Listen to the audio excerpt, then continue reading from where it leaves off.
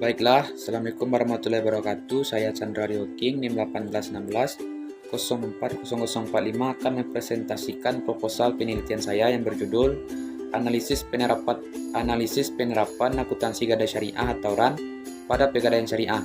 Studi kasus cabang Padang Panjang, Kota Padang Panjang, Sumatera Barat.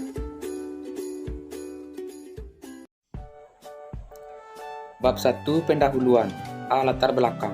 Semakin berkembangnya zaman saat ini, maka semakin banyak pula pilihan masyarakat dalam memenuhi aktivitas kebutuhan hidup dalam berbagai hal. Selain itu, kebutuhan manusia pun semakin beragam. Untuk memenuhi beraneka ragamnya kebutuhan manusia, maka tidak terlepas dari alat untuk memenuhinya, yaitu uang.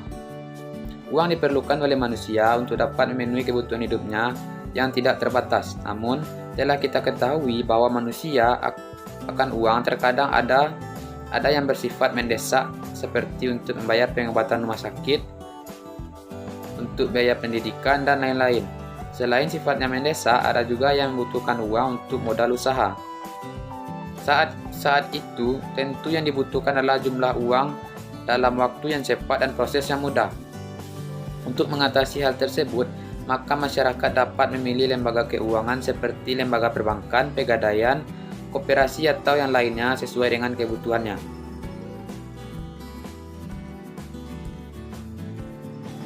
Pegadaian Syariah memiliki macam-macam produk dan jasa yang ditawarkan, seperti pembiayaan, investasi emas, dan aneka jasa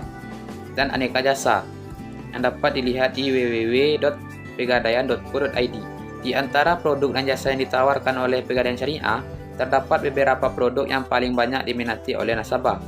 Produk tersebut yaitu gadai syariah atau RAN. Di sini nasabah dapat menggadaikan atau meminjamkan barangnya seperti emas, berupa lantakan atau perhiasan, kendaraan bermotor, barang elektronik, dan barang berharga lainnya. Akan tetapi, barang yang sering dijadikan jaminan oleh nasabah yaitu emas, PPKB, dan alat elektronik. Hal itu karena barang tersebut merupakan barang yang seringkali dimiliki oleh kebanyakan nasabah, dan jika sewaktu-waktu nasabah membutuhkan sejumlah uang, maka barang tersebut mudah dijadikan jaminan.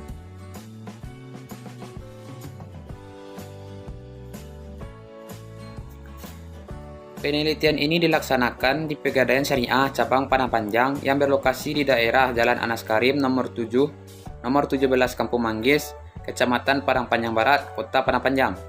Alasan peneliti memilih melakukan penelitian Pegadaian Syariah cabang Padang Panjang karena di Padang Panjang Pegadaian Syariah masih baru dan penelitian yang terkait dengan gadai syariah masih minim, terutama dengan penerapan akuntansinya. Untuk mengetahui hal tersebut, maka peneliti mengambil judul Analisis penerapan akuntansi gadai syariah atau RAN pada Pegadaian Syariah cabang Padang Panjang. Selanjutnya, B. Rumusan masalah. Berdasarkan latar belakang dan fokus penelitian, maka dapat diambil rumusan masalah sebagai berikut, yaitu bagaimana penerapan akuntansi gadai syariah atau RAN di Pegadaian Syariah cabang Padang Panjang.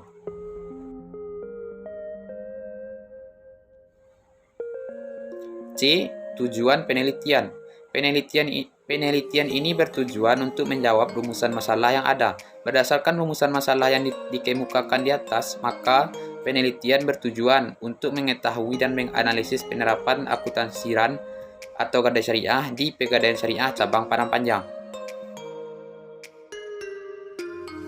D. Manfaat penelitian.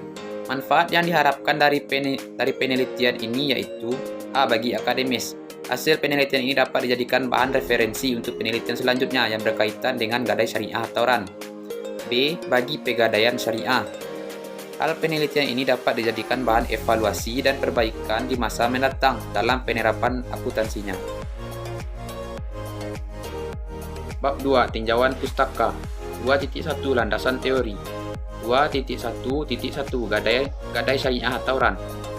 A. Pengertian gadai syariah atau RAN.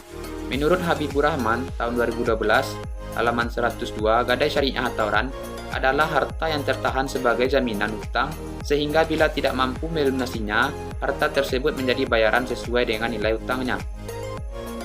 Berdasarkan pengertian di atas, maka dapat dikatakan bahwa gadai syariah atau RAN adalah menahan suatu barang atau jaminan yang dianggap berharga atau memiliki nilai ekonomis sesuai dengan perjanjian antara pihak yang menggadaikan barang dengan pihak yang menerima gadai. Barang yang digadaikan ini memiliki batas waktu tertentu sampai pihak yang menggadaikan mampu untuk membayar hutangnya. B. Rukun dan syarat gadai syariah atau RAN. Rukun gadai syariah yang harus dipenuhi dalam operasional pegadaian syariah meliputi Sudarsono 2003 halaman 160. 1. Arahin, yang artinya yang menggadaikan, orang yang telah dewasa, berakal, bisa dipercaya dan memiliki barang yang digadaikan. Selanjutnya al-muttahin, yang menerima gadai, orang, bank atau lembaga yang dipercaya oleh arahin untuk mendapatkan modal dengan jaminan barang atau gadai.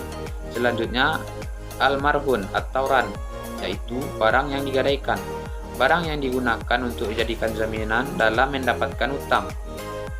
Selanjutnya al-marhun bih atau utang, sejumlah dana yang diberikan murtahin kepada rahin atas dasar besarnya tafsiran marhun.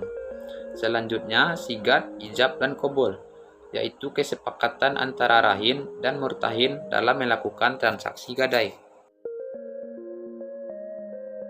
Syarat yang harus dipenuhi dalam operasional pegadaian syariah adalah sebagai berikut. Sudarsono 2003 halaman 160. Yang pertama, rahin dan murtahin. Rahin dan murtahin harus mengikuti syarat-syarat seperti memiliki kemampuan, yaitu berakal sehat. Kemampuan juga berarti kelayakan seorang melakukan transaksi pemilikan. Yang kedua, sigat. Sigat tidak boleh terikat dengan syarat tertentu dan juga syarat suatu waktu di masa depan. Selanjutnya RAN, mempunyai sisi pelepasan barang dan pemberian utang seperti halnya akad jual beli, maka tidak boleh diikat dengan syarat tertentu atau dengan suatu di masa depan. 3. Marhun bih harus merupakan hak yang wajib diberikan atau diserahkan kepada pemiliknya dan memungkinkan pemanfaatan, harus dikuantifikasi atau dapat dihitung jumlahnya. Yang keempat, marhun harus diperjualbelikan, harus berupa tanah yang bernilai, harus bisa dimanfaatkan, harus diketahui keadaan fisiknya, harus dimiliki rahin. C. Ketentuan umum menggadaikan barang. Dalam menggadaikan barang di pegadaian syariah harus memenuhi ketentuan sebagai berikut. Muhammad 2008 halaman 68. 1. Barang yang tidak bisa dijual tidak boleh digadaikan. 2. Tidak sah menggadaikan barang rampasan. Yang ketiga, gadai tidak sah apabila hutangnya belum pasti. Yang keempat, hutang piutang dalam gadai harus diketahui oleh kedua belah pihak. Yang kelima, barang harus diterima di pegadaian. Yang keenam, jika belum diterima, akad gadai boleh dibatalkan. Yang ketujuh, jika barang sudah diterima, akad gadai tidak boleh dibatalkan. Yang kedelapan, pembatalan dapat dilakukan dengan ucapan maupun tindakan. Yang kesembilan, barang gadaian adalah amanah di tangan penerima gadai. Jika barang gadai musnah tanpa kesengajaan, maka pegadaian tidak wajib menggantinya. Tetapi jika ada unsur kesengajaan dari pegadaian, maka pegadaian wajib menggantinya. 2.1.2 Perlakuan akuntansi RAN.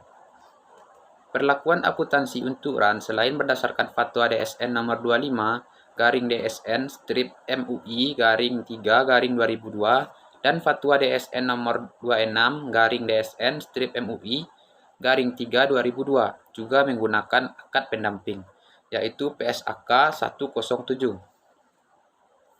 A. Pengakuan dan pengukuran. 1. Pinjaman atau kas dinilai sebesar jumlah yang dipinjamkan pada saat terjadinya. Yang kedua, pendapatan sewa selama masa akad diakui pada saat memanfaat atas aset atau sewa tempat telah diserahkan kepada penyewa atau rahin. Yang ketiga, pengakuan biaya penyimpanan diakui pada saat terjadinya.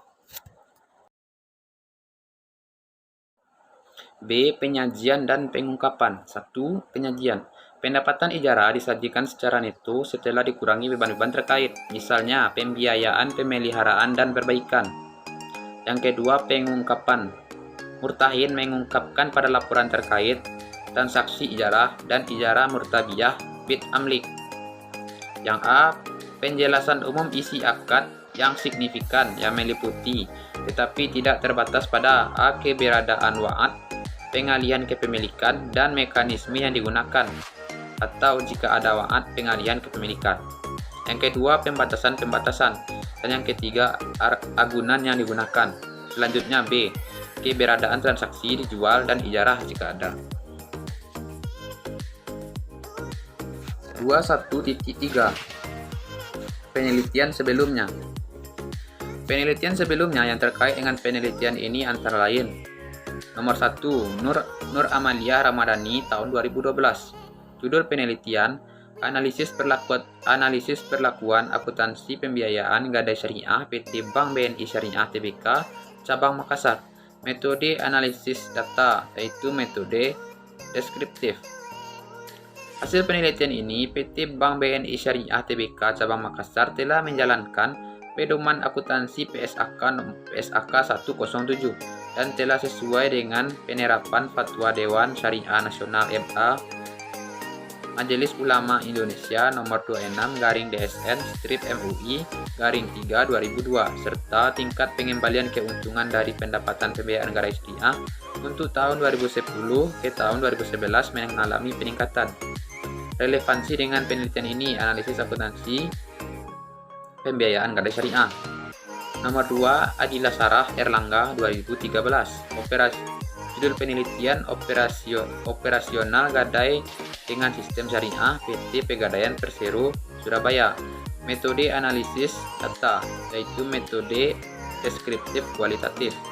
Hasil penelitian ini yaitu PT Pegadaian Persero mempunyai legalitas yang cukup untuk melakukan gadai dengan sistem syariah karena gadai syariah PT Pegadaian Persero selain sesuai dengan Fatwa DSN MUI juga telah disesuaikan dengan PSAK nomor 107 tentang akuntansi ijarah.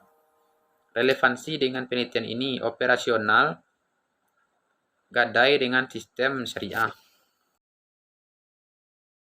Nomor 3, Nasaruddin 2014. Judul: Implementasi Syariah dalam Pembiayaan Mulia di Pegadaian Syariah Cabang Dompu. Metode analisis, metode kualitatif deskriptif. Hasil penelitian ini yaitu pelaksanaan pembiayaan mulia dengan akad murabahah dan ran di Pegadaian Syariah Dompu menurut hukum Islam belum dilakukan berdasarkan prinsip murabahah. Dalam akad murabahah seharusnya pihak Pegadaian Syariah sebagai penjual benar-benar sebagai pemilik barang atau bertindak sebagai pemesan kepada pihak ketiga setelah ada pemesanan dari pembeli atau nasabah. Akan tetapi yang terjadi, akad ini dilakukan sebelum barang menjadi milik di Pegadaian Syariah. Pelaksanaan pembiayaan mulia ini dilakukan hanya berdasarkan persyaratan prosedur yang ditentukan oleh Pegadaian Syariah. Relevansi dengan penelitian ini, pembiayaan mulia dengan akad murabahah dan ran di Pegadaian Syariah. Selanjutnya nomor 4, Nadia Nur Asyari tahun 2011. Judul: Praktik dan Karakteristik Gadai Syariah di Indonesia. Analisis metode deskriptif kualitatif. Hasil penelitian menunjukkan bahwa layanan atau ran memberikan solusi untuk nasabah yang membutuhkan dana tunai mampu dengan tidak menerapkan bunga, melainkan biaya titip atau ijarah. Hal ini menjadi daya tarik tersendiri bagi nasabah dan memiliki potensi untuk dimaksimalkan. Oleh karena itu, perlu adanya peraturan yang jelas agar lebih optimal bagi masyarakat. Relevansi dengan penelitian ini, praktik gadai syariah di Indonesia.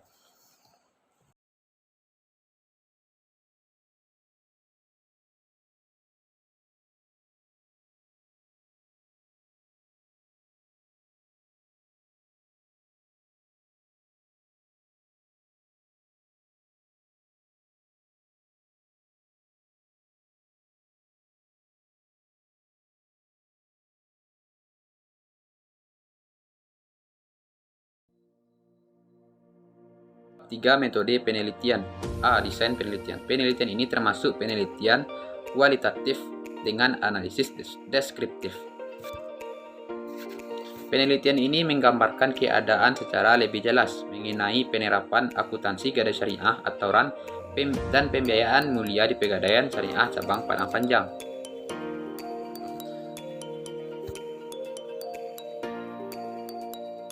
B. Variabel penelitian.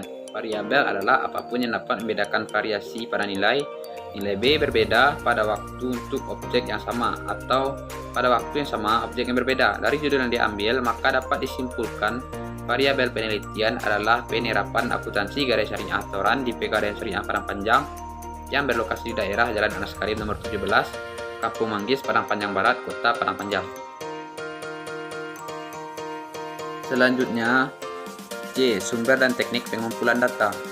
1. Sumber data. A. Data primer, yaitu data yang diperoleh secara langsung dari sumber objek yang berupa wawancara dengan pihak-pihak yang berkaitan dengan penerapan akuntansi gadai syariah atau RAN di Pegadaian Syariah Cabang Padang Panjang. Yang B. Data sekunder, yaitu data yang diperoleh dari data informasi dari pembaca karya ilmiah, dokumen-dokumen yang berkaitan. 2. Teknik pengumpulan data. Pengumpulan data pada penelitian ini dilakukan dengan cara wawancara dan dokumentasi. Wawancara dilakukan dengan kepala cabang Pegadaian Syariah atau pihak yang terkait dengan penelitian ini. Teknik wawancara yang dilakukan yaitu dengan metode semi-struktur interview. Data yang diperoleh dengan dokumentasi seperti laporan keuangan, gambaran umum Pegadaian Syariah Cabang Padang Panjang, struktur organisasi Pegadaian Syariah Cabang Padang Panjang, bukti-bukti terkait akad RAN. Yang D. Teknik pengambilan sampel. Populasi merupakan objek yang diteliti. Yang menjadi populasi dalam penelitian ini adalah Pegadaian Syariah Cabang Padang Panjang tentang penerapan akuntansi gadai syariah di Pegadaian Syariah Cabang Padang Panjang. Sampel merupakan sekelompok dari populasi. Dalam penelitian ini sampel populasinya yaitu Pegadaian Syariah Cabang Padang Panjang. Analisis data. Penelitian ini menggunakan teknik analisis data menurut Miles dan Huberman 1992 dalam Sugiono 2010 291, antara lain 1. Pengumpulan data, di mana meneliti mencatat semua data secara objektif melalui wawancara memeriksa bukti-bukti transaksi di lapangan. 2. Reduksi data, di mana peneliti memilih hal-hal pokok yang sesuai dengan fokus penelitian. 3. Penyajian data, yaitu sekumpulan informasi yang tersusun memungkinkan adanya penarikan kesimpulan pengambilan tindakan berupa analisis dalam bentuk metrik, network, grafis sehingga dapat dikuasai. Yang keempat, penarikan kesimpulan atau verifikasi. Berarti setelah data disajikan, maka dilakukan penarikan kesimpulan atau verifikasi. Daftar pustaka. Admin Wijaya Tunggal Kamus Manajemen Keuangan dan Akuntansi Perbankan, Jakarta Rineka Cipta 1997. Amir Mahmud dan Rukmana, Bank Syariah. Teori Kebijakan dan Studi Empiris Indonesia, Bandung Erlangga 2010. Andri Sumitra, Bank dan Lembaga Keuangan Syariah, Jakarta, Kencana Prada Media Group 2009. Burhan Bungin, Metodologi Penelitian Kuantitatif, Jakarta, Kencana Prada Media 2005. Daniel S. Wandi N. Napoliwa, Akuntansi Perbankan, Akuntansi Transaksi.